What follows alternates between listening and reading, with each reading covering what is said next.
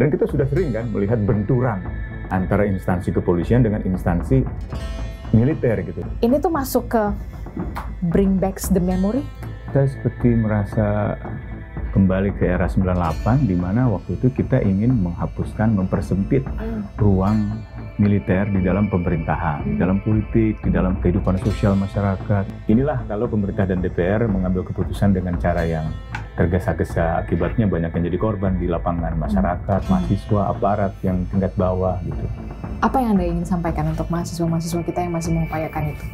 Ya, saya terima kasih udah menjaga idealisme, melanjutkan perjuangan gerakan mahasiswa 98, menjaga cita-cita reformasi gitu.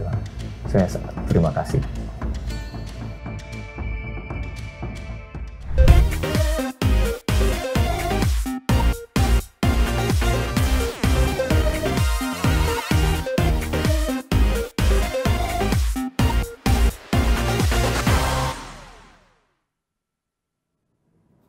Halo, kembali lagi di On Point with Adisti Larasati. Ada berbagai macam informasi yang kemudian menjadi sorotan publik dan juga warga Net Plus 62 ini di akhir pekan ini.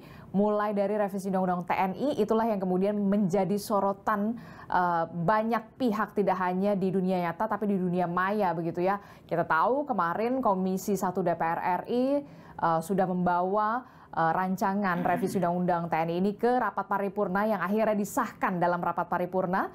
Ada sejumlah revisi Undang-Undang TNI, ada 3 pasal begitu ya.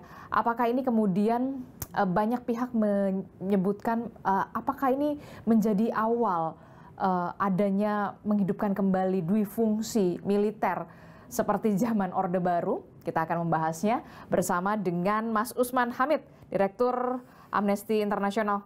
Apa kabar, Mas Usman? Baik, Gusti. Iya, Mas Usman, ini kan kalau kita lihat ya, yang lagi ramai apalagi sih kalau bukan Undang-Undang TNI yang kemudian direvisi, ada 3 pasal begitu ya. Saya tanya dulu deh, ini tuh masuk ke bring back the memory? Ada, kalau bring back the memory itu ada. Saya agak deja vu sebenarnya waktu. Deja vu-nya gimana tuh? Ya, kan saya ikut di penolakan itu di awalnya. Kemudian saya ikut demonstrasi-demonstrasinya. Dan saya merasakan tekanan-tekanannya ya.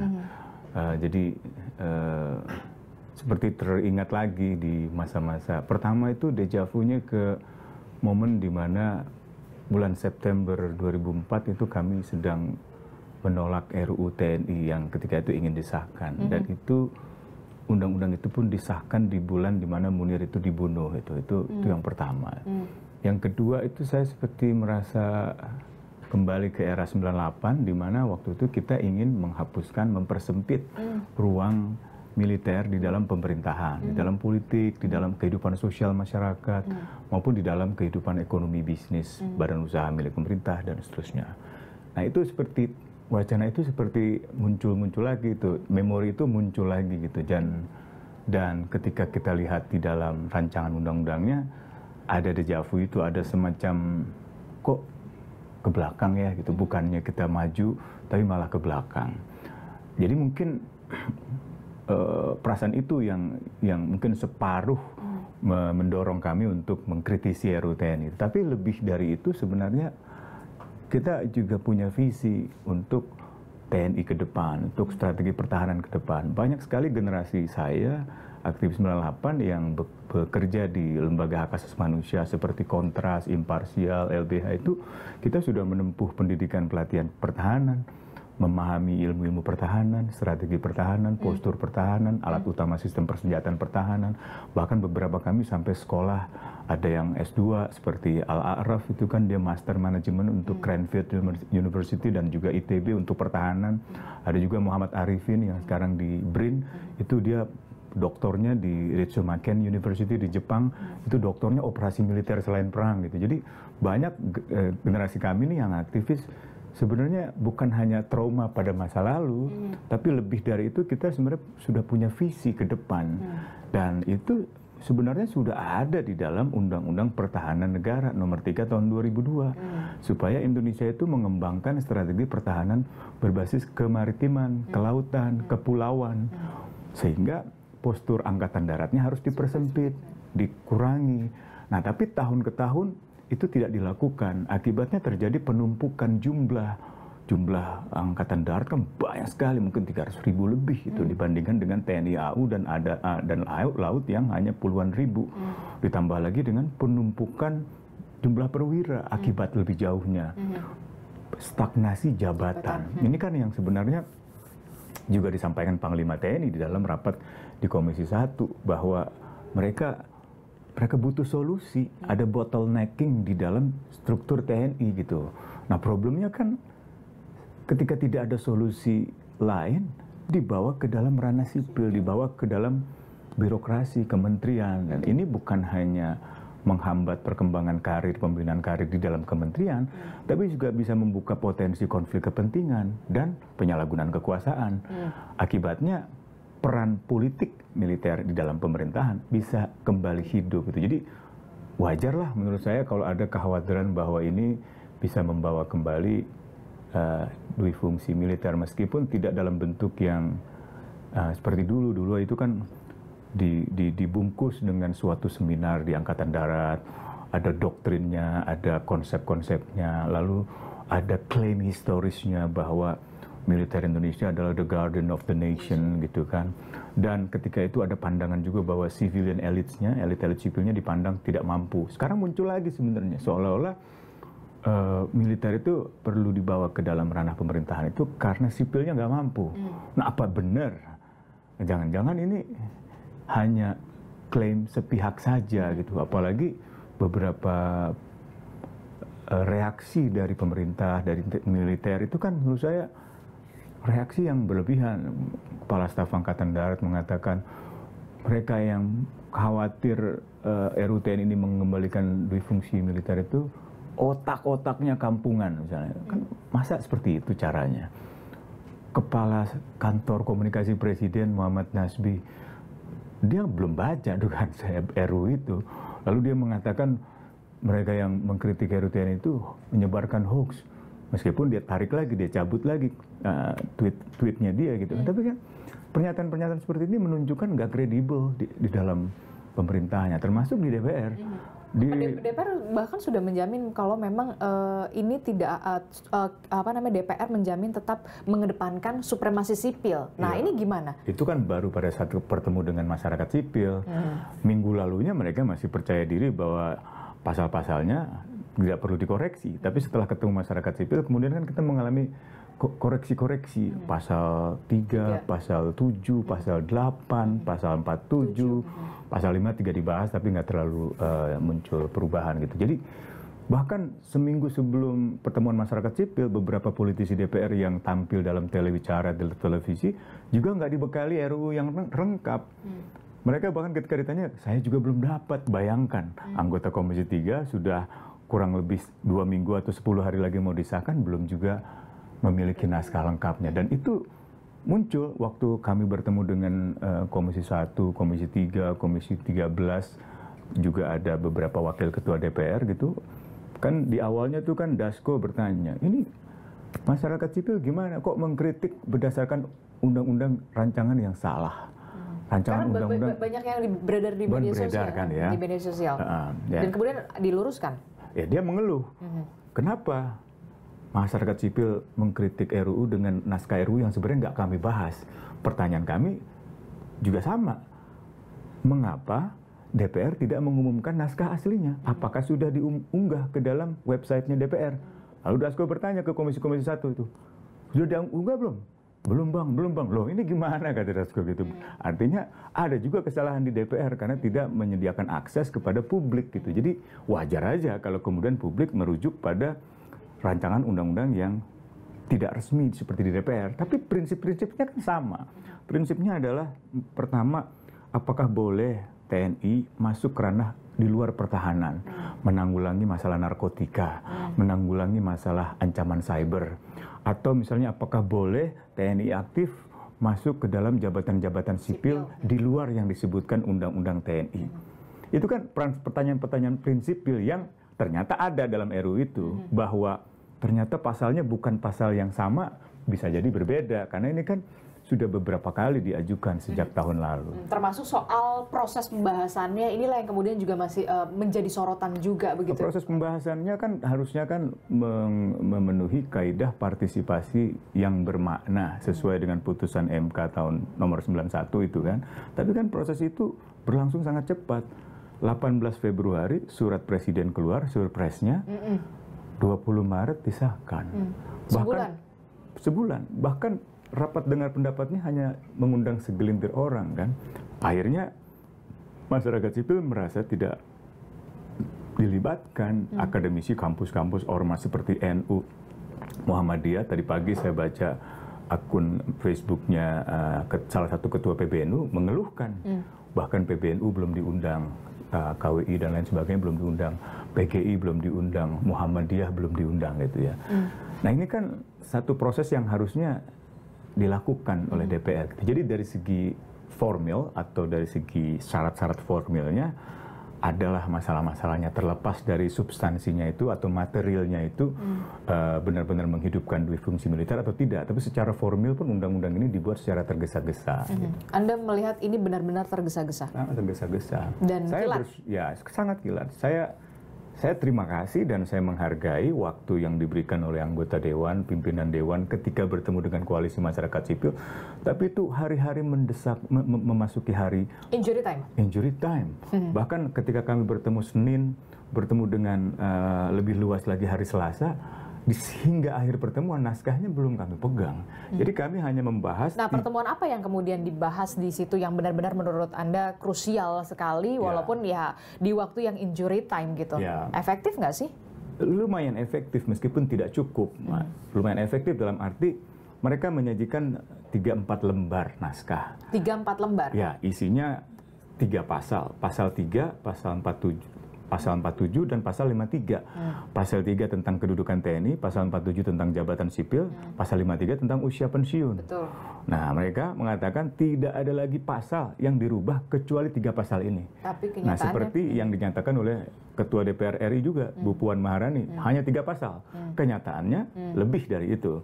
Dan bahkan di dalam pertemuan ketika kami disajikan 3 pasal itu, kami menyampaikan bahwa kami sebenarnya menerima daftar inventarisir masalah secara tertutup ya, kami dapatnya tidak resmi dari DPR, yang isinya justru lebih dari 3 pasal. Kami tanyakan waktu itu pasal 7 mengenai operasi militer selain perang. Betul. Lalu Dasko bertanya lagi Komisi 1, benar gak itu ada? Oh ternyata benar. Oke, masalahnya di mana gitu kan? Oke, masalahnya menurut kami satu, nggak boleh TNI menanggulangi masalah narkotika. Kenapa? Pertanyaan mereka. Kami bilang narkotika itu urusan penegakan hukum nasional, urusan kepolisian.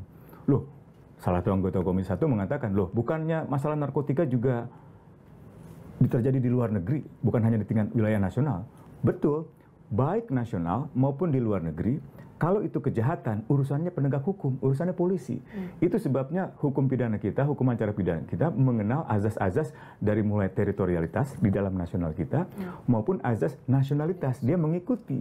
Adisti pergi kemana? Kalau melakukan tindak pidana di luar negeri pun, kalau itu tindak pidana hukum, tindak pidana umum, ya urusan polisi, bukan urusan tentara gitu. Nah itu yang pertama. Akhirnya mereka mengerti dan akhirnya mereka membatalkan, menghapuskan penanggulangan narkotika itu. Yang kedua adalah ancaman siber di dalam operasi militer selain perang itu. Kita bilang itu bahaya kalau hanya dikatakan ancaman siber. Ancaman siber itu bisa beragam. Betul. Beberapa waktu sebelumnya kan TNI bahkan meminta anggaran khusus untuk membayar buzzer-buzzer gitu kan. Apakah itu nantinya gitu kan? Itu kan harus dibatasi. Apa solusi kalian apa? Ya kami bilang ya cyber defense harus jelas. Cybernya adalah cyber pertahanan siber. Jadi kalau ada ancaman serangan siber, peretasan siber dari misalnya kekuatan militernya Tiongkok atau kekuatan militer Australia atau Malaysia atau Amerika, itu bisa itu. Itu pun lebih spesifik ya. Lebih spesifik pada urusan defense, bukan urusan law enforcement, bukan urusan criminal, bukan. Gitu. Semulanya diksinya adalah ancaman siber. Ancaman siber gitu. Jadi kita usulkan cyber defense atau pertahanan siber diterima oleh mereka. Itu pasal 7 di luar 3 pasal itu ya.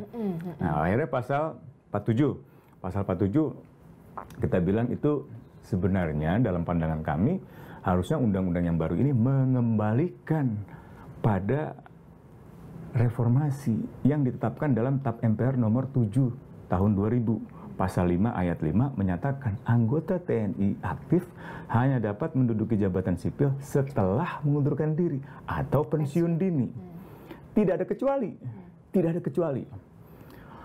Kekecualian itu baru dibuat 4 tahun kemudian di DPR dengan Undang-Undang nomor 34 tahun 2004. Setelah 21 tahun mestinya kekecualian itu dihapuskan, setidaknya dikurangi dari 10 menjadi 1, misalnya hanya sekretaris militer presiden. Karena risalah undang-undangnya waktu itu, misalnya PDIP mengatakan seharusnya ini hanya 1 saja, sekretaris militer. Lalu fraksi PAN dalam risalah itu juga mengatakan seharusnya Mahkamah Agung ini nggak boleh, kecuali Mahkamah Militer. Jadi ada risalah-risalah yang sebenarnya kami rujuk gitu. Dan seharusnya sekarang dengan perkembangan postur pertahanan, dengan perkembangan militer di pertahanan, perkembangan ahli-ahli sipil yang mengerti pertahanan, mestinya jumlah itu berkurang. Dari 10 misalnya jadi 5, jadi 6. Nah yang terjadi adalah ditambah. Nah salah satu yang ditambah adalah Kementerian Kelautan dan Perikanan. Kami keberatan. Lalu Dasko bertanya, keberatannya kenapa? Ya kan? Kami bilang itu urusannya adalah urusan penegakan hukum, meskipun di laut. Gitu kan. Lalu mereka memang Bakamla? Bakamla cukup, makanya kan mestinya kan Coastal Guard itu kan sebenarnya itu tidak perlu sampai ada TNI gitu. Tapi mereka bilang ya ini kan banyak juga kejahatannya sudah sangat kompleks jadi perlu TNI. Ya kalau bicara praktik kita harus katakan TNI pun terlibat dalam illegal fishing misalnya. Begitu pula dalam kasus narkotika gitu. Tapi kalau bicara normatif kan harus kita bedakan mana urusan defense, mana urusan bukan. Mana urusan non-defense, mana urusan law enforcement, mana urusan pertahanan, mana urusan militer, mana urusan sipil, mana urusan TNI, mana urusan Polri, itu loh. Akhirnya mereka setuju. Udah kita hapus ya, oke hapus. Semula Komisi 1 masih keberatan, sebentar Pak, enggak hapus kata Dasko. Akhirnya dihapus juga gitu kan. Terus kejaksaan. Nah, kami bilang ini seharusnya tidak ada Kejaksaan Republik Indonesia. Karena kejaksaan itu bagian dari peradilan. Peradilan harus independen. Dia nggak bisa menggunakan misalnya perangkat militer di dalamnya. Itu akan mengganggu independensinya, akan ada hierarki. Apalagi kalau aktif, pasti punya senjata, punya seragam, punya kepangkatan, itu nggak mungkin. Lalu ada satu anggota DPR yang mengatakan, loh kalau seandainya nggak ada jam kejaksaan, kalau militer nggak ikut kejaksaan, berarti siapa yang nuntut perkara-perkara militer? Kami katakan, loh itu udah auditor militer. Tapi akhirnya dibatasi. Jaksa Agung Muda Pidana Militer. Gitu. Jadi panjang lah diskusinya itu. Akhirnya ya berarti akhirnya Jaksa Agung Muda bidang tindak pidana militer. Betul sekali. Gitu. Ya itu kompromi lah. Tapi mestinya sih enggak lah. Tapi sudah ada kesalahan terdahulu ya di masa pemerintahan Pak Jokowi. Ketika Jaksa Agung Muda Pidana Militer diadakan. Hakim Agung di bidang pidana militer diadakan. Padahal itu nggak boleh. Nah kesalahan awalnya itu ada di dalam konstitusi. Ketika di amandemen itu ada pasal tentang kekuasaan kehakiman yang mengakui lingkungan peradilan militer sebagai bagian dari kekuasaan kehakiman. Berarti dalam pertemuan itu banyak sekali yang kemudian diadaptasi lagi, disesuaikan lagi ketika hasil pertemuan itu. Iya, lumayan. Cukup alot ya? Cukup alot, tapi menghasilkan beberapa kesepakatan kunci lah. Tapi setelah pertemuan pun kami bilang. Tapi akhirnya pasal 3 kan nggak ini kan? Nggak banyak berubah. Meskipun kami tegaskan bahwa dalam perspektif supremasi sipil, mestinya kata di dalam pasal 3 itu bukan di dalam koordinasi Kementerian Pertahanan, tapi di bawah Kementerian Pertahanan. Nah memang akan timbul komplikasi sedikit, yaitu kalau Panglima TNI atau TNI di bawah Menteri Pertahanan, pasti akan ada tuntutan Kapolri atau Polri juga harus di bawah menteri dong, nggak boleh di bawah presiden gitu. Jadi kadang-kadang kita lagi bahas satu hal sudah ditarik ke hal yang lain. Akhirnya itu nggak tuntas lah dibahasnya itu. Mestinya sih kalau kita benar-benar mau supremasi sipil, maka Panglima TNI dan TNI di bawah Menteri Pertahanan di bawah Presiden, jadi tidak langsung di bawah Presiden. Nah kalimatnya itu kan di dalam koordinasi atau di bawah koordinasi Kementerian Pertahanan, artinya Panglima masih tetap setara dengan Menteri Pertahanan di bawah Presiden langsung, tidak ada garis perintah, garis hierarki, yang ada harus garis koordinasi. Kita bahas dulu deh pasal 7 itu kan akhirnya kemudian tugas pokok TNI soal operasi militer selain perang atau OMSP yang kemudian disesuaikan lagi ketika pertemuan tersebut begitu ya. Yang pada intinya adalah bertambah 2. Iya kan, bertambah 2 dari 14 menjadi 16. Iya kan, tugas dari TNI yang pertama adalah pertahanan siber, kemudian penyelamatan WNI di luar negeri. Nah, dalam gambaran Mas Usman ini, pertahanan siber semacam apa yang menjadi kewenangan TNI ketika revisi undang-undang ini direvisi? Tadi Anda sebutkan soal pertahanan siber kalau ada serangan-serangan siber dari luar. Iya. Lalu bagaimana kemudian kalau di luar itu? Di luar itu nggak boleh, itu urusan polisi, urusan Kementerian Kominfo, misalnya. Kalau serangan siber misalkan ke beberapa lembaga atau kementerian lembaga kan waktu itu sempat dihack dan segala macam, itu masuknya ke ranah mana? Tergantung, apakah dia mengancam kedaulatan negara? Apakah dia mengancam integritas teritorial negara? Apakah dia mengancam segenap keselamatan segenap bangsa dan tumpah darah Indonesia? Kalau tidak, itu urusan polisi. Misalnya, oh ada hacking, oh ada judi online misalnya gitu, oh ada apalagi penyebaran berita bohong, oh ada penipuan online gitu kan dalam sektor perdagangan transaksi ekonomi. Itu nah itu urusan penegak hukum gitu. Nah kalau dibilang ancaman siber saja itu rentan dengan penyalahgunaan kekuasaan, penyalahgunaan mandat. Tapi kalau dibatasi defense atau pertahanan siber masih bisa lah saya kira gitu. Meskipun itu harus kita periksa lagi penjelasannya, apakah penjelasannya memberikan definisi yang memang restriktif atau limitatif pada defense, cyber defense itu atau tidak. Gitu.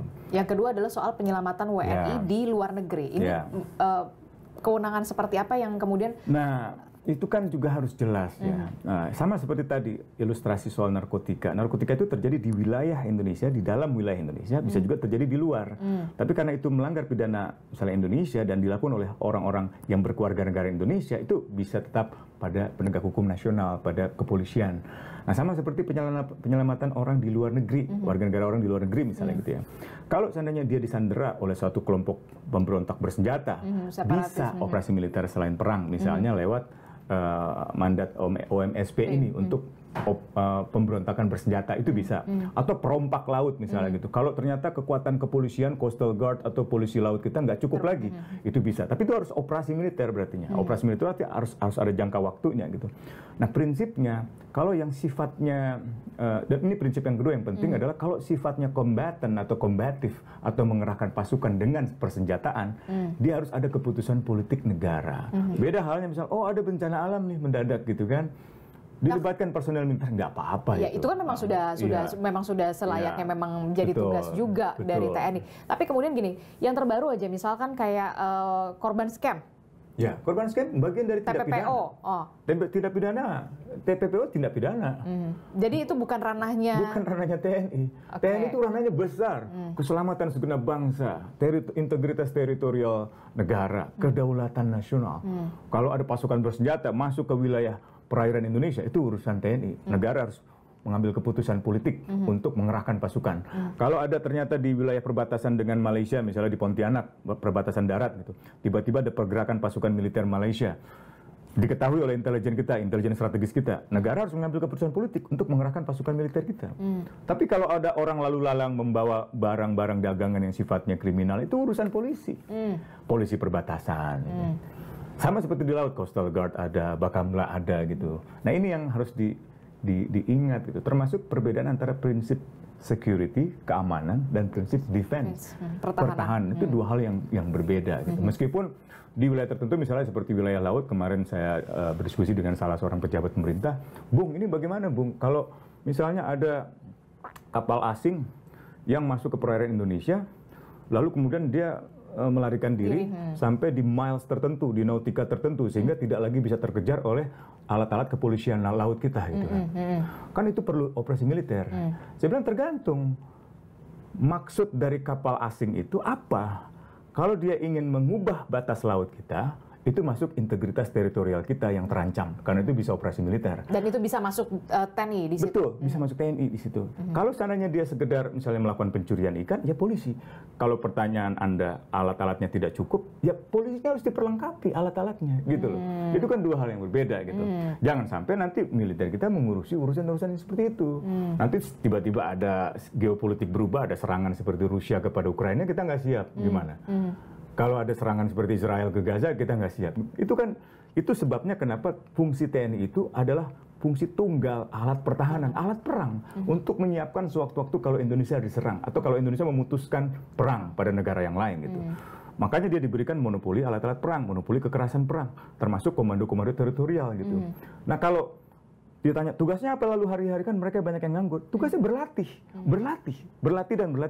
gitu. Nah ini cuman tidak mudah memang karena puluhan tahun di masa Orde Baru para perwira tinggi militer diberikan jabatan-jabatan di pemerintahan. Nah kalau soal ketahanan pangan gimana tuh? Nah ketahanan pangan itu kan juga bagian dari tanggung jawab pemerintah. Apakah ada urusannya dengan integritas teritorial? Apakah ada urusannya dengan keselamatan segenap bangsa? Kalau ada ya bisa saja dibikin kedaruratan sementara. Tapi itu bukan sesuatu yang sifatnya permanen. Nah yang sekarang ini kan dicampur adukan. Sama seperti ada anggota Dewan mengatakan, ini gimana sih Bung? Kalau seandainya kita ada bencana kan kita perlu melibatkan personil militer. Dan itu sudah sering kita lakukan. Nah waktu itu kita bahas lagi pasal 47. Saya bilang, ini yang kita bahas bukan soal pelibatan personil militer yang seperti itu. Itu lagi kita bahas anggota TNI aktif duduk di jabatan struktural. Makanya ketika Undang-Undang 2004 itu disahkan, beberapa rujukan di dalam risalah DPR itu merujuk pada peraturan-peraturan pemerintah tentang alih status. Alih status dari TNI aktif menjadi pegawai negeri sipil untuk menduduki jabatan struktural.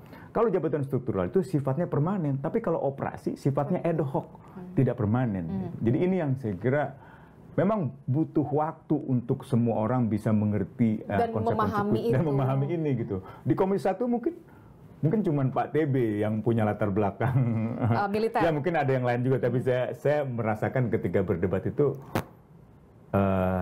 kita tune-innya kurang. Tapi saya mengapresiasi lah sikap-sikap beberapa anggota Dewan yang akhirnya ketemu kami dan mengakomodir dengan cepat usulan-usulan kami. Meskipun masih jauh lah dari sempurna undang-undang ini.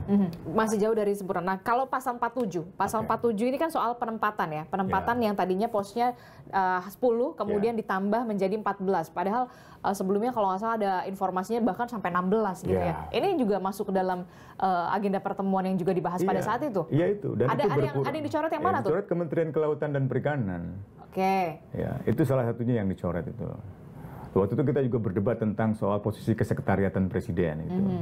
Masa nanti ada kepala staf atau kepala sekretariatan presiden dari TNI aktif itu. Nah, tapi waktu itu anggota Dewan. Ini Badan Penanggulangan Terorisme? Iya, sebenarnya terorisme itu di tingkat tertentu bisa ada irisannya lah gitu ya. Misalnya gini, kalau ingat. Nah, terus gimana nasibnya Densus? Nah itu dia, makanya kan. Itu kan yang jadi yang sering kali kita khawatirkan di dalam gray area itu, misalnya tangkut narkotika, terorisme atau bajak laut, dan itu kita khawatir tumpang tindihnya dengan kepolisian. Dan kita sudah sering kan melihat benturan antara instansi kepolisian dengan instansi militer gitu. Nah ini yang kita ingin hindari gitu, supaya tugas pokok dan fungsinya masing-masing jelas. Yang satu mengurus bidang pertahanan, yang satu bidang keamanan. Memang ada kritik terhadap kepolisian, bukan hanya keamanan, tapi hampir di semua wilayah. Nah itu kan PR yang kedua, bukan berarti kalau polisi bisa kemana-mana, lalu TNI-nya harus dibuat kemana-mana juga, kan nggak gitu cara berpikirnya. Ya kita bereskan satu persatu. Kalau mau bicara tentang kepolisian dulu, mari. Kepolisian juga kalau aktif nggak boleh duduk di dalam jabatan-jabatan sipil. Itu pasal 10 dalam TAP MPR nomor 7 tahun 2000. Itu juga nggak boleh. Berarti Anda masuk yang kalau di Badan Penanggulangan Terorisme, Anda tidak setuju itu? Ya sebenarnya terorisme itu sampai hari ini di dunia masih dipandang sebagai tindak pidana. Tindak pidana artinya dia tergolong ke dalam ordinary crime, kejahatan biasa, bukan extraordinary crime. Extraordinary crimes itu yang saat ini ada di hukum internasional, kejahatan kemanusiaan, kejahatan perang, agresi, dan genosida. Tindak pidana masih dipandang sebagai terorisme masih dipandang sebagai tindak pidana. Karena tindak pidana maka pendekatannya adalah penanggulangan masalah hukum pidana, bukan lagi penanggulangan dengan cara perang. Ingat ya, belum lama ini mantan Presiden Duterte ditangkap karena pemberantasan narkoba dengan gaya perang, dengan war model. Indonesia tuh hampir menempuh cara itu. Tahun pertama Pak Jokowi berkuasa, itu banyak sekali perintah tembak di tempat. Itu arahnya seperti mirip Filipina, mirip Rodrigo Duterte ketika memerintahkan dan menggunakan kekuatan perangnya, militernya untuk melakukan pemberantasan terhadap orang-orang yang dianggap terlibat narkoba tanpa peradilan, tanpa proses hukum, tanpa due process of law. Dan itu sekarang akhirnya dipersoalkan oleh dunia, bahkan dia ditangkap gitu.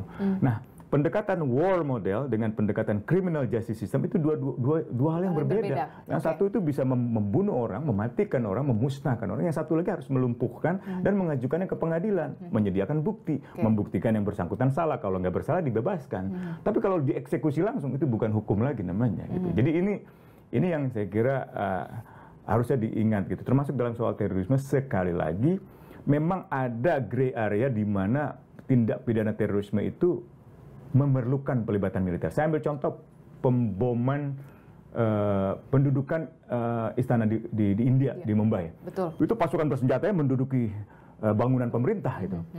Nah kalau itu udah nggak mungkin lagi pakai polisian. Dan itu udah chaos banget lah ya. Udah chaos banget. Nah itu harus ada perintah dari kepala negara dengan keputusan politik negara yang disetujui oleh parlemen.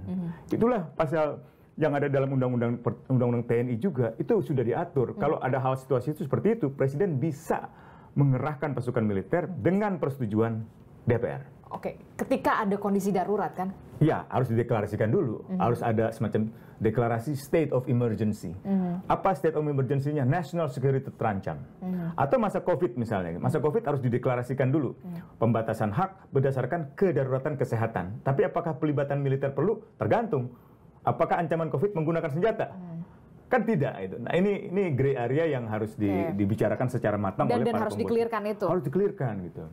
Kalau kasus seperti India itu saya kira iyalah, ya udah nggak mungkin. Misalnya istana tiba-tiba dikuasai oleh kelompok-kelompok yang bisa disebut sebagai kelompok penjahat teroris gitu kan. Ya mau nggak mungkin lagi pakai misalnya penegak hukum biasa, ya nggak mungkin kan. Anda besok datang ke pengadilan, Anda datang ke panggilan pertama, nggak mungkin gitu kan. Ya itu udah harus dengan pengerahan pasukan militer, tapi bersifat sementara ad hoc. Gitu. Nah, oke lah itu tadi pasal 47 yang soal bagaimana dari 10 menjadi 14 begitu ya. Iya kan, 14 pos begitu. Itu ada beberapa hal yang kemudian sudah dikikis juga. Sudah dikikis ya. Tadinya lebih banyak dari itu. Iya, dari itu. Ya tapi kita inginnya sih sebenarnya kembali ke TAP MPR lah. Tidak ada jabatan sipil apapun yang boleh diduduki oleh TNI. Tapi kan dalam real politik kita akhirnya harus realistis. Bahwa ada problem stagnasi jabatan di TNI, ada problem penumpukan perwira di TNI. Tapi inilah yang kemudian makin yang membuat banyak sekali kontra soal jabatan banyak ini. Yang protes, banyak protes. Saya aja yang moderat ini bisa protes gitu kan. Apalagi kalau yang mungkin mengambil sikap-sikap radikal gitu, pasti sangat marah. Nah, itu sebabnya kemarin banyak protes di berbagai wilayah gitu. Dan saya sedih sih sebenarnya karena banyak yang luka-luka gitu. Sampai siang tadi saya masih berkomunikasi dengan Mabes Polri supaya kalau ada yang ditangkap ya mohon dibebaskan. Juga beberapa kawan termasuk Bu Sumarsi sedang menyiapkan bantuan untuk mengunjungi mereka yang masih di dalam rumah sakit. Kasihan juga lah gitu. Tanpa mengurangi penghormatan saya pada pengamanan yang dilakukan oleh aparat yang juga tentu melelahkan gitu. Tapi inilah kalau pemerintah dan DPR mengambil keputusan dengan cara yang tergesa-gesa, akibatnya banyak yang jadi korban di lapangan, masyarakat, mahasiswa, aparat yang tingkat bawah gitu. Ini yang ya ongkos yang akhirnya harus dibayar. Ya mahal dan nggak boleh dibiarkan begitu aja, harus ada pertanggungjawabannya gitu. Kalau ada. Tapi sebenarnya DPR tuh mendengar nggak sih? Kayaknya Komisi 1 ini sedikit sekali yang mengikuti perkembangan ini gitu. Dan mungkin karena hampir seluruh ketua umum partainya sudah ada di pemerintah ya, jadi cenderung formalitas saja di dalam DPR itu. Meskipun kalau saya kembali ke dalam 2 kali pertemuan itu, ya adalah mendengarnya gitu, meskipun tidak semua. Dan waktunya nggak cukup. Misalnya soal operasi militer selain perang tadi, itu kan kita baru bahas soal penanggulangan narkotika dan ancaman siber ya. Nah itu kan operasi militer selain perang. Bagaimana pengerahan operasinya? Nah di dalam pasal 7 itu seingat saya menggunakan PP, peraturan pemerintah gitu. Padahal dalam undang-undang TNI itu mestinya menggunakan keputusan politik negara. Keputusan politik negara itu artinya undang-undang. Nah kalau peraturan pemerintah saja berarti tidak lewat oversight di parlemen. Nah ini yang justru bisa melemahkan kontrol sipil gitu. Nah, itu yang mungkin ke depan harus dicermati lah gitu. Dan harus diwaspadai. Nah, itu tadi kita udah bahas tuh, mulai dari pasal 7, pasal 47, pasal 53 soal penambahan masa usia pensiun. Usia pensiun ini. Nah, ini gimana nih? Nah, itu kelihatannya kelebihan, padahal jadinya jadi yang di bawah jadi agak susah juga buat naik nih. Bener. Ya itu sebenarnya udah mulai ada keluhan-keluhan di menengah ke bawah di militer itu yang curhat ke kami juga gitu kan. Kalau begini caranya itu memperlambat prospek mereka untuk jenjang karir, mendapatkan jenjang karir yang lebih tinggi. Dan memang di dalam pembahasan yang sangat terbatas di DPR itu kita belum melihat alasan yang bersifat filosofis. Kenapa Bintara 53 ke 55, kenapa kemudian perwira menengah tamtama sampai dengan perwira tinggi dengan ketentuan usia yang berbeda-beda. Bahkan untuk jenderal yang penuh itu bisa sangat subjektif tergantung kepada presiden. Nah itu aneh kan, nggak ada landasan filosofis yang meyakinkan. Landasan sosiologisnya ada, landasan sosiologisnya misalnya, Anda bayangkanlah bintara-bintara di tingkat bawah ini. Masa umur 53 tahun sudah pensiun, anak aja belum ada yang kuliah, rumah aja belum lunas. Ya oke, itu secara sosiologis ada di masyarakat. Tapi kalau kami menjawabnya, kenapa tidak disejahterakan? Kenapa anak-anak prajurit di tingkat bintara itu tidak disekolahkan gratis, dikuliahkan gratis? Kenapa rumahnya tidak dijamin? Kenapa tapera mereka, tabungan perumahan rakyat mereka yang selama ini mereka berikan, seringkali digondol oleh para pebisnis di dalam skandal Asabri misalnya gitu. Itu kan jawaban pertama. Jawaban yang kedua adalah, kenapa tidak muncul konsep misalnya di dalam dunia militer, tumpuan utamanya adalah kekuatan fisik, keperkasaan fisik. Apalagi bagi prajurit di tingkat bintara. Karena mereka lah yang akan dikerahkan ke depan. Berlari, memanggu senjata, memanggu tas yang sangat besar. Dengan kata lain, keperkasaan fisik, kekuatan fisik itu juga tergantung pada usia. Kenapa dulu dibuat 53? Karena orang kalau sudah memasuki 54 dan seterusnya, dengan taraf hidup kesehatan di Indonesia yang life expectancy-nya tidak sesehat Nordic countries misalnya, tidak sesehat di negara-negara Eropa Barat, ya harusnya ada penjelasan itu gitu. Nah, dugaan kami akhirnya adalah jangan-jangan Presiden punya beberapa jagoan nih di dalam militer yang mau dipromosikan sebagai kepala staf atau panglima kostrat atau kasum atau misalnya panglima. Ya saya nggak akan bicara yang politis ya. Ini kan seandainya duga-dugaannya, dan mungkin itu bisa dimengerti kan. Biasanya kan seorang presiden yang baru pasti ingin panglimanya baru, orang yang memang ia percaya, kepala stafnya ia percaya. Kan kepala staf rata-rata orang-orang yang harus persetujuan dengan presiden kan.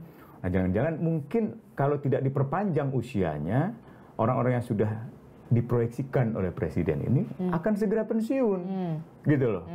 Nah, kalau mereka pensiun, kesulitan lagi cari orang baru gitu. Nah, ini dugaan. Mudah-mudahan saya salah. Mudah-mudahan ya. Nah, tapi kalau Menkum mengatakan ini tidak ada bukan permintaan dari presiden begitu ya soal undang-undang TNI yang direvisi, termasuk juga Menhan juga mengatakan demikian. Nah, kalau dari kacamata Anda sendiri sebenarnya gimana nih? Ada nggak sih permintaan itu atau? Iya, tapi kan itu memo-memo itu kan ada pernyataan Pak Menhan yang dikritik oleh banyak anak muda itu. Ini bukan permintaan presiden, ini kesepakatan pemerintah dan DPR. Loh, pemerintah dengan presiden bedanya apa? Pertama, yang kedua, bukankah 18 Februari bulan yang lalu undang-undang ini diminta dibahas atas surat presiden? Artinya permintaan presiden. Jadi pernyataan semacam itu menurut saya nggak kredibel lah. Justru malah membuat pemerintah terlihat kurang berwibawa gitu dengan pernyataan-pernyataan yang kurang kokoh seperti itu gitu. Apalagi staf-stafnya yang Dedi Cahyadi dan seterusnya itu ya kurang meyakinkan, emang bukan ilmunya gitu ya. Yang mestinya sih nggak usah bicara lah menurut saya gitu. Oke, nah kalau ada juga yang sejumlah pihak mengatakan bahwa memang apakah benar ini ada dugaan begitu ya, ini adalah revisi Undang-Undang TNI ini yang dilakukan untuk sebagai langkah presiden untuk melepaskan diri dari bayang-bayang Joko Widodo? Bisa. Karena kan panglima yang sekarang, panglimanya Presiden Joko Widodo. Demikian pula kepala-kepala stafnya, bahkan kepala staf Angkatan Darat menantunya Pak Luhut Panjaitan misalnya itu. Itu hal yang biasa kan di dalam masa Orde Baru, bahkan Presiden Soeharto seringkali menerapkan favoritisme. Ada jenderal-jenderal tertentu yang difavoritkan sehingga mendapatkan perkembangan kenaikan pangkat yang cepat itu, terutama yang pernah menjadi ajudannya. Nah, sekarang juga begitu. Zaman Gus Dur, zaman Habibie, zaman Mega. Tapi kan memang bukannya polanya memang seperti itu. Selalu seperti itu. Memang karena pengaruh politik militer di masa Orde Baru masih besar. Sehingga seringkali konflik-konflik di antara elit sipil itu juga termanifestasi di dalam konflik-konflik di dalam elit militer. Nah, elit sipil tertentu punya elit militer tertentu gitu. Jadi ada jenderal-jenderal yang kerap kali memiliki afiliasi pada tokoh presiden tertentu gitu. Ini biasanya itu pada saat proses promosi.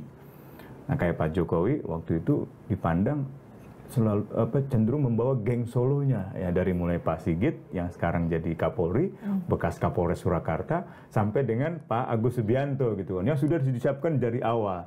Nah, hal seperti ini sebenarnya tidak salah asalkan memperhatikan sistem pembinaan karir di militer gitu. Harus misalnya orang seperti di polisi kalau menjadi Kapolri ya minimal dia pernah menjadi Kapolda Jatim atau Kapolda Sumut.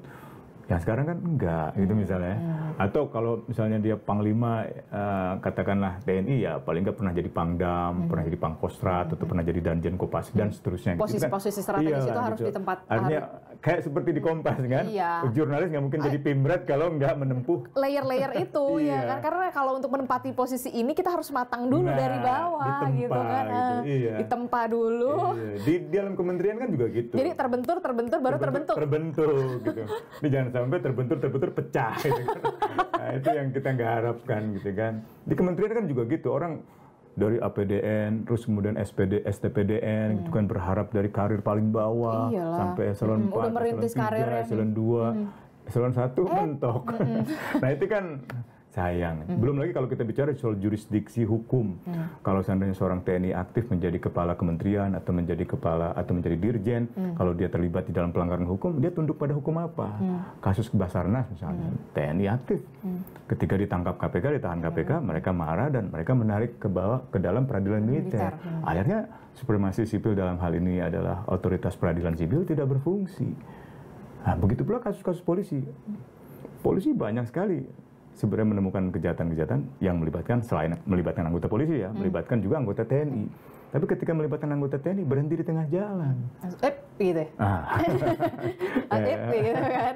Ya seperti kemarin lah, misalnya yang terbaru itu penembakan anggota TNI kepada 3 orang polisi. Itu kan sedih banget tuh. Orang lagi mau penegakan hukum diberondong dengan M16.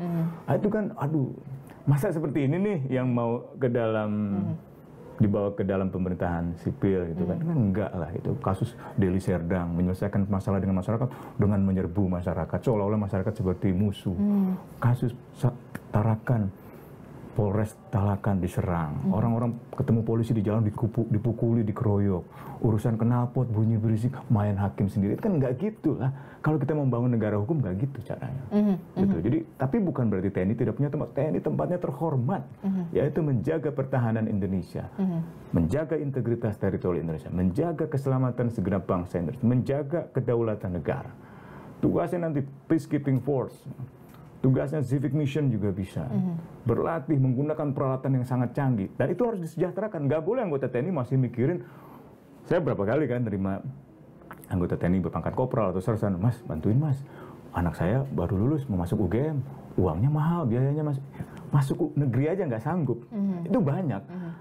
Nah, jadi dibereskan dulu nih. Dibereskan dulu kesejahteraannya, jangan sampai misalnya gini, TNI memerlukan kehandalan fisik karena itu usia pensiun misalnya tetap 53. Oh ada masalah Pak, nanti kalau sudah dipensiunkan 53, bagaimana orang dia belum sempat cicilan rumah? Itu salah negara, harusnya negara menjamin perumahan rakyat, perumahan anggota TNI itu terpenuhi. Jangan sampai ada yang menggunakan dana-dana perumahan rakyat untuk anggota TNI dikorupsi seperti kasus Asabri itu.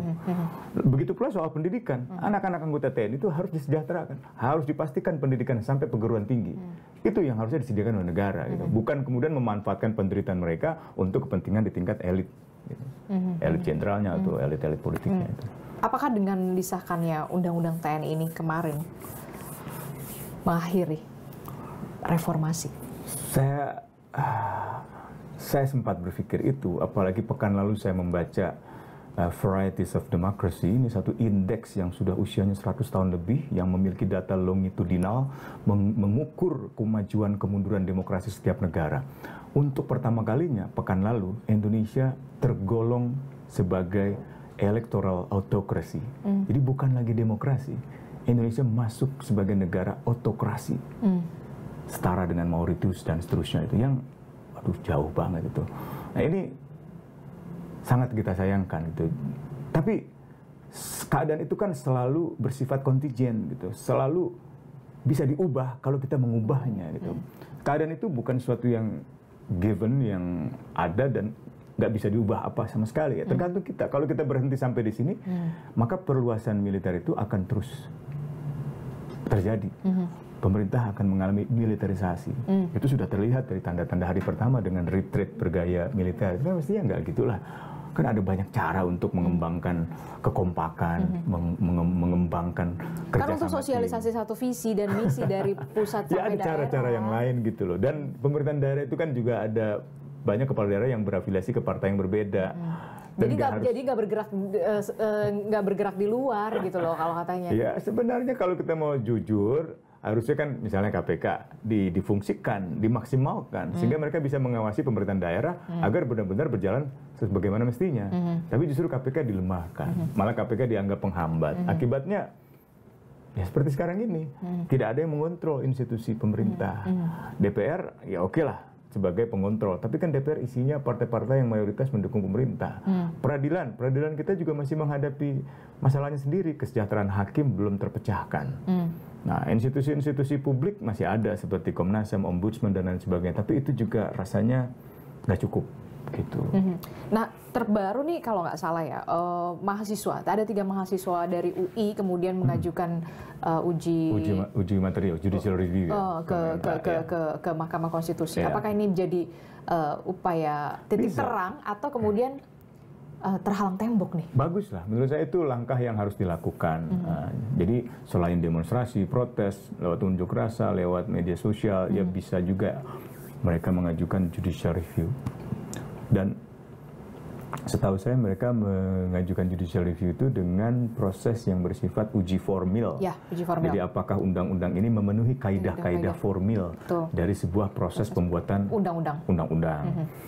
Nah, salah satu rujukannya putusan Mahkamah Konstitusi nomor 91 tentang apa yang disebut sebagai meaningful participation, partisipasi yang bermakna. Artinya apakah masyarakat diberikan hak untuk menyatakan pendapat.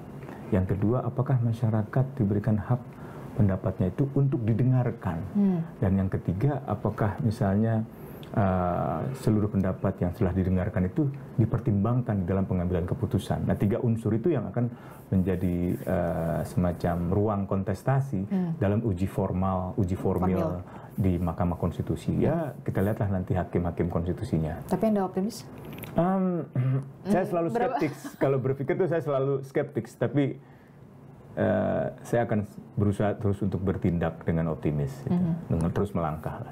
Paling tidak kita berupaya dulu supaya kita tahu hasil akhirnya akan seperti apa. Harus. Dibandingkan kita diam. Ya. Terakhir, 3 kata untuk Undang-Undang TNI yang baru direvisi ini.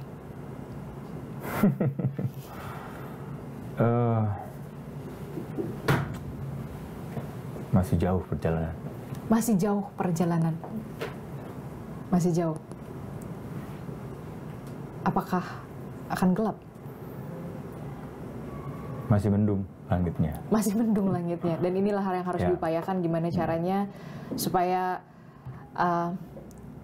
kita jangan sampai kemudian step back. Apalagi brings back the memories. Kenapa Anda sedih? Iya, sedih banget. Sedih banget. Saya dari tadi malam melihat mahasiswa luka-luka dan seterusnya. Apa yang Anda ingin sampaikan untuk mahasiswa-mahasiswa kita yang masih mengupayakan itu?